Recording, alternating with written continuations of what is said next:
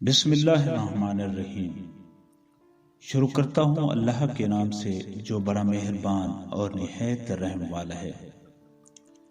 کہتے ہیں کہ ایک طوطا اور طوطی کا گزر ایک ویرانی سے ہوا۔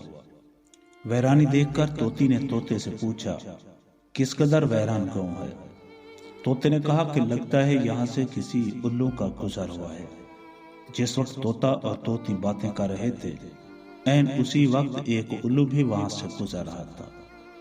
اس نے طوطے کی بات سنی اور وہاں رک کر ان سے مخاطب ہو کر بولا، تم لوگ اس گاؤں میں مسافر لگتے ہو، آج رات تم لوگ میرے مہمان بن جاؤ، میرے ساتھ کھانا کھاؤ۔ الو کی محبت بھری دعوت سے طوطے کا جوڑا انکار نہ کر سکا اور انہوں نے الو کی دعوت قبول کر لی۔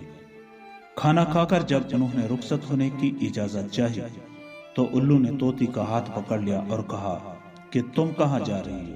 طوطی پریشان ہو کر بولی، یہ کوئی پوچھنے کی بات ہے، میں اپنے خاوند کے ساتھ واپس جا رہی ہوں۔ الو یہ سن کر ہنسا اور کہا، یہ تم کیا کہہ رہے ہو؟ تم تو میری بیوی ہو۔ اس پہ طوطا طوطی الو پر جھپٹ پڑے اور گرما گرمی شروع ہو گئی۔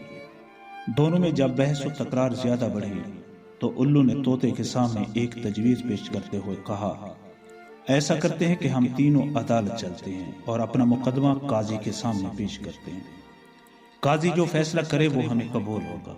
الو کی تجویز پر طوطا اور طوطی مان گئے اور تینوں قاضی کی عدالت میں پیش ہوئے۔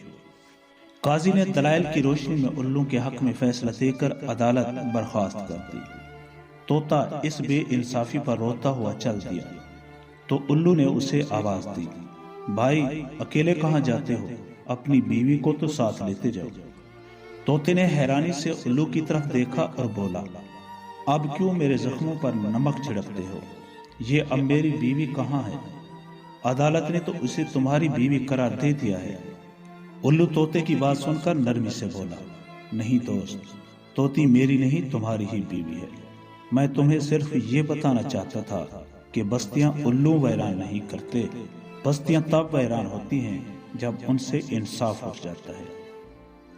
دانا کہتے ہیں کہ عورت کو قابو کرنے کا صرف ایک ہی طریقہ ہے اور وہ ہے اولاد، جس سے عورت مرد سے وابستہ رہنے پر مجبور ہو جاتی ہے۔